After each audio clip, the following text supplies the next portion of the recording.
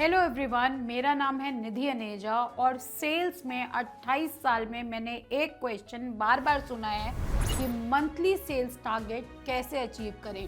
बहुत सारे लोग मार्केट में सेल्स प्रोफेशन में हैं, जूनियर लेवल से लेकर सीनियर लेवल तक, और हर महीने एक ही सवाल होता है, अपने टारगेट्स अचीव कैसे करें। देखो, सेल्स फील्ड में ना हम सबके पास टारगेट्स होते हैं।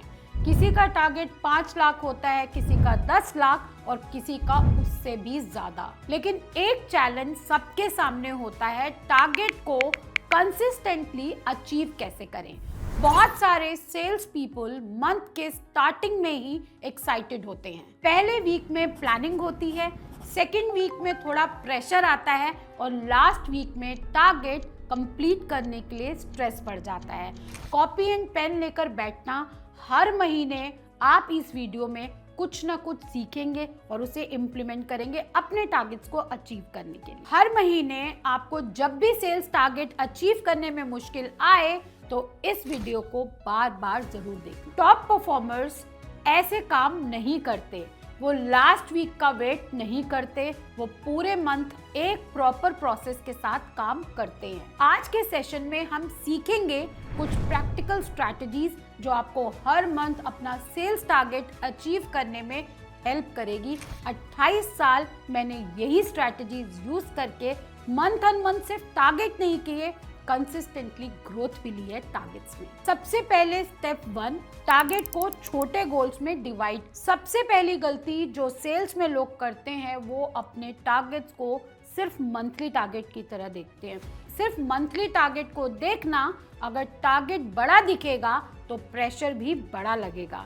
इसलिए टारगेट को डिवाइड करिए। एग्जाम्पल के साथ समझते हैं। अगर आपका मंथली टारगेट 10 लाख का है तो उसे वीकली और डेली टारगेट में ब्रेक करिए।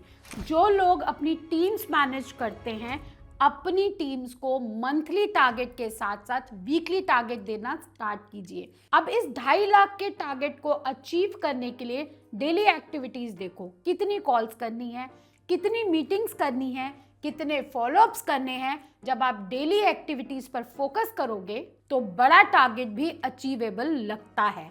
याद रखिए, big targets are achieve through small day actions. Step number 2, strong sales pipeline बनाएं। सेल्स में एक बहुत इंपॉर्टेंट रूल है, empty pipeline means empty sales. अगर आपके पास नई अपॉर्चुनिटीज नहीं होंगी तो मंथ एंड पर प्रेशर होगा ही होगा। इसलिए हर दिन पाइपलाइन बिल्ड करिए।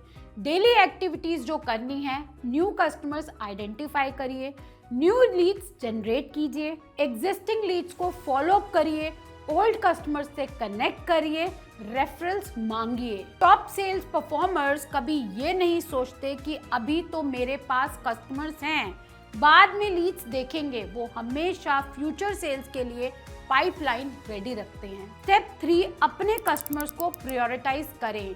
हर कस्टमर की वैल्यू और रिक्वायरमेंट अलग होती है।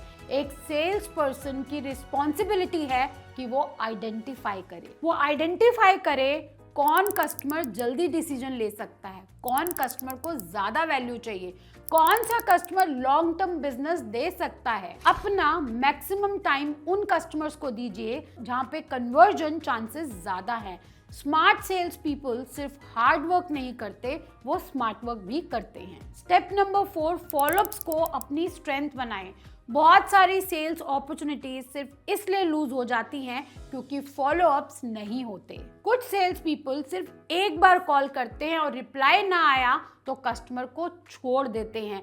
मेरी टीम्स में भी बहुत सारे ऐसे लोग हैं जो अपने फॉलोअप्स छोड़ते हैं और दूसरे टॉप परफॉर्मर्स उनके फॉलोअप्स को इमीडिएटली कन्वर्ट कर देते हैं। फॉलोअप करना बिल्कुल मत छोड़िए। और फॉलोअप का मतलब सिर्फ बार बार कॉल करना नहीं होता।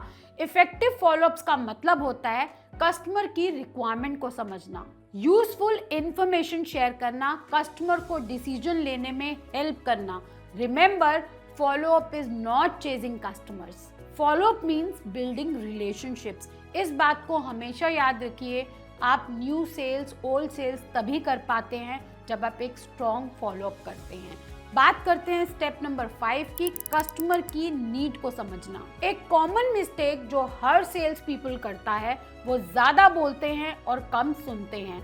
सक्सेसफुल सेल्स पर्सन पहले कस्टमर को समझता है, कस्टमर से राइट क्वेश्चन पूछता है, और आपको भी ये क्वेश्चन कस्टमर से पूछने हैं। आपकी करंट प्रॉब्लम क्या है, आप किस सॉल्यूशन की तलाश में हैं, आपके लिए सबसे इंपॉर्टेंट फैक्टर क्या है। अगर आप ये क्वेश्चंस कस्टमर से पूछेंगे तो कस्टमर इंगेजमेंट बिल्ड होगा। आप डिसीजन कब तक लेना चाहेंगे, जब आप कस्टमर की नीड समझ जाते हैं ना, तो आपका पिच ऑटोमेटिकली पावरफुल हो जाता है। Step number 6, daily sales activities track करें। अगर आप अपनी परफॉर्मेंस इंप्रूव करना चाहते हैं तो अपने नंबर्स ट्रैक करना जरूरी है। अगर आप अपनी सेल्स टीम मैनेज कर रहे हैं या आप एक बिजनेस फाउंडर हैं, अपनी सेल्स टीम की ये एक्टिविटी जरूर ट्रैक कीजिए। कितनी कॉल्स की, कितने कस्टमर से बात हुई, कितनी मीटिंग हुई, कितने प्रपोजल भेजे, कितनी डील्स क्लोज हुई।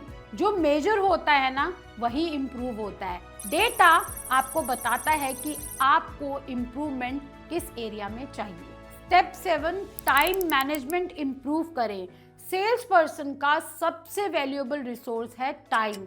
अगर आप अपना टाइम अननेसेसरी एक्टिविटीज में वेस्ट कर रहे हैं तो सेल्स की सही एक्टिविटीज के लिए टाइम कम बचेगा।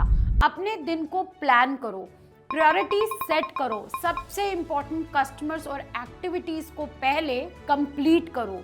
बिजी रहना और प्रोडक्टिव रहना अलग अलग चीजें हैं। स्टेप 8, मंथ एंड की वेट मत करो। बहुत सारे लोग सोचते हैं कि अभी टाइम है, लास्ट वीक में टारगेट कवर कर लेंगे, लेकिन टॉप परफॉर्मर्स ऐसा नहीं करते।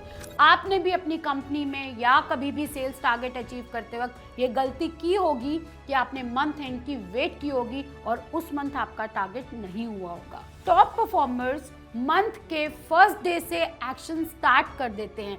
डेली कंसिस्टेंसी से मंथ एंड का प्रेशर कम हो जाता है।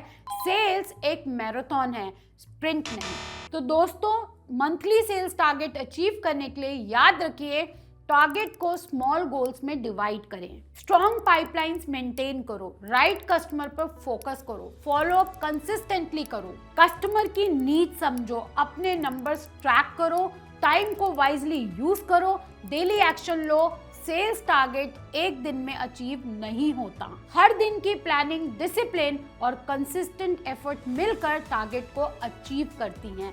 मैं हूं निधि।